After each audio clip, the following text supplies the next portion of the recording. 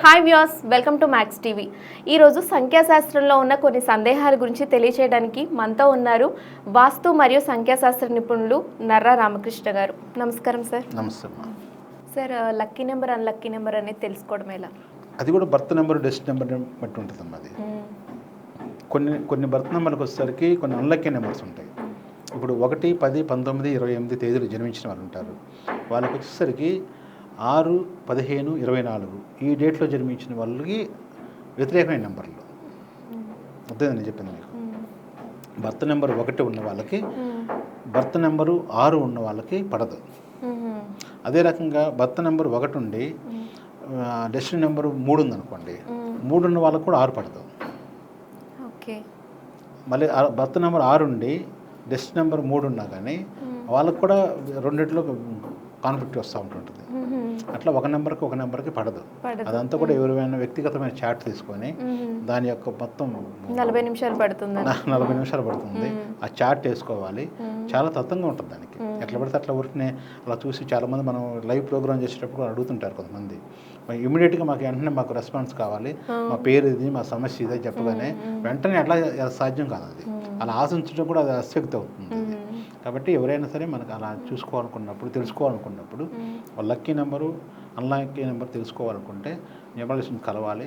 వాళ్ళ ద్వారా మంచి సలహాలు తీసుకోవాలి. ఎందుకంటే జీవితంలో చాలా మంచి పాత్ర పోషిస్తుంది ఇది.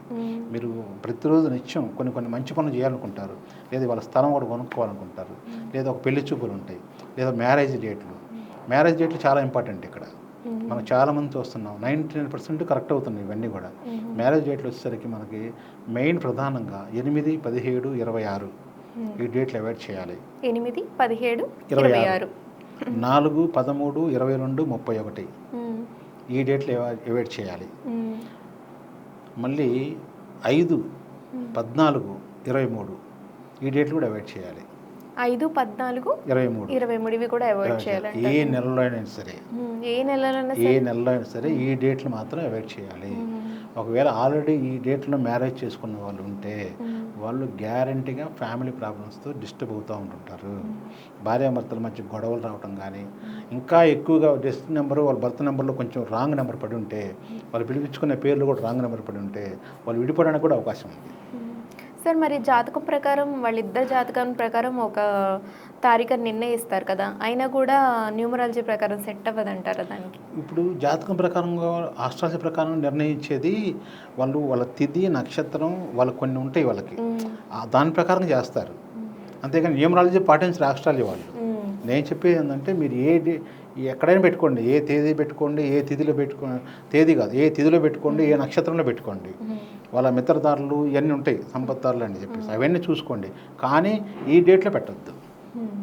మీరు చెప్పిన డేట్స్ అన్ని ఈ డేట్స్లో పెట్టకూడదు. కొంతమంది ఏం చేస్తారంటే, డేట్స్ లేవండి, కళ్యాణ మండపాలు అయిపోతున్నాయి, ఇప్పుడు పోతే మ్యారేజ్ మళ్ళీ ఎప్పుడు మనకి శ్రావణ మాసంలో ఉంది, లేదా ఇప్పుడు పోతే మళ్ళీ కార్తీక మాసంలో ఉంది, మధ్యలో 3 నెలలు గ్యాప్ ఉంది, ఇప్పుడే కుదిరింది మ్యాచ్, మళ్ళీ అబ్బాయి అమెరికా వెళ్ళిపోతున్నాడు, ఒకేసారి మ్యారేజ్ చేసి అమ్మాయిని పంపించాలి, ఇలా హడావుడికి వచ్చేసరికి వీళ్ళు సపరేట్గా ఇంకా కొంతమంది పూజారులు ఏం చేస్తారంటే, లగ్నాలు లేవన్నా కానీ మళ్ళీ పెట్టుడు లగ్నం ఉందని చెప్పేసి వాళ్ళకి ఎంతో అంత ఇచ్చేసి మళ్ళీ పెట్టుడు లగ్నం పెట్టిస్తారు.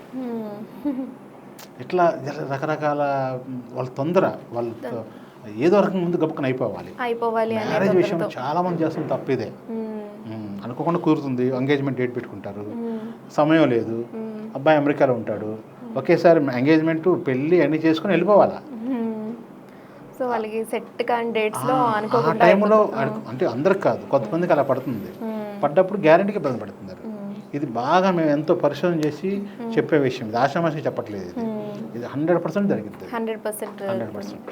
సార్, అంటే చాలామంది ఒక న్యూమరాలజిస్ట్ చెప్పిన దానికి ఇంకో న్యూమరాలజిస్ట్ చెప్పిన దానికి సంబంధం లేక చాలామంది కన్ఫ్యూజ్ అవుతూ ఉంటారు. మరి అంటే ఎవరిని సంప్రదించాలి? అంటే మనకి జనరల్గా ఎలా ఉంటుందంటే అండి, కొంతమంది పేషెంట్స్ వాళ్ళు ఏదైతే మనసులో అనుకున్నారో అది చెప్పేంతవరకు డాక్టర్ దగ్గరికి వెళ్తారనుకుంటారు. వాళ్ళకి ఏమి రోగం ఉండదు. మామూలుగా నాలాంటి అయితే నీకేం రోగలేదా అని వెళ్ళిపో, నీకేం ఇబ్బంది లేదంటే అవి సరే మంచి డాక్టర్ కాదు అని చెప్పేసి ఇంకో డాక్టర్కి వెళ్ళిపోతుంటారు. అక్కడ ఏం చేస్తాడంటే ఇతన్ని గమనించి, ఇతని నాడిని గమనించి కొంచెం ఇబ్బందికరంగా ఉంది, ఇదిగో ఈ ట్యాబ్లెట్లు రాసిస్తాను వేసుకోమని చెప్పేసి అక్కడ ఏమి ఉండవు, vitamin tablets, gas trouble bill ఇస్తాడు. బట్ అతనికి అది సాటిస్ఫాక్షన్ నాకు ఏదో ఒకటి ఇచ్చాడని చెప్పేసి అప్పుడు సాటిస్ఫాక్షన్ అవుతాడు. అతను లోపల ఏదైతే అనుకున్నాడో, ఏదైతే జబ్బు ఉందనుకున్నాడో అది కొద్దిగా చెప్పాలి అతను. అట్లా చెప్పినప్పుడే అతను సాటిస్ఫై అవుతాడు. అదే రకంగా న్యూమరాలజీలో కూడా చాలామంది వేరే పని ఉండదు వాళ్ళకి, ఎప్పుడు టీవీలో ఉన్న మీడియాలో, సోషల్ మీడియాలో చూసుకుంటారు, ఒక్కో రకంగా చెప్తుంటారు. అంటే దీనికి కనెక్ట్ అయిపోతాడు. ఆ నెంబర్ తీసుకొని ఫోన్ చేస్తారు. ఫోన్ చేసి సార్ ఇట్లా అపాయింట్మెంట్ తీసుకుంటారు. సార్ మాకు పోయింది సార్, ఒక అతను ఇట్లా ఇచ్చాడు న్యూమరాలజీ ప్రకారంగా, ఇది నేను చేశానండి, నాకు రిజల్ట్ రాలేదు అంటాడు. ఏ వస్తుంది రిజల్ట్ రావాలంటే మీకు ఇప్పుడు కనపడ్డ ప్రతి న్యూమరాలజీ దగ్గర తిరుగుతూ ఉన్నావు నువ్వు. నువ్వు ఒక కరెక్షన్ ఇచ్చినప్పుడు దాన్ని పాటించాలి. పాటించకుండా 4 రోజులు రాసేది నా పేరు రాస్తాడు, రాసి పక్కన పడేస్తాడు. మళ్ళీ ఎవరు చూస్తారు, ఇంకొకటి చూసి దాన్ని మళ్ళీ అతని దగ్గరికి వెళ్తాడు. ఇక రకరకాల డిస్టర్బ్ అయిపోతారు, కన్ఫ్యూజ్ అవుతుంటారు. చెప్పిన దానికి ఒకరి సంబంధం లేక అట్లా ఆ రకంగా ఉంటుంది అన్నమాట. సార్, ఈ న్యూమరాలజీ గురించి చాలా సందేహాలను బాగా ఎక్స్ప్లెయిన్ చేశారు sir. Thank you sir. Thank you.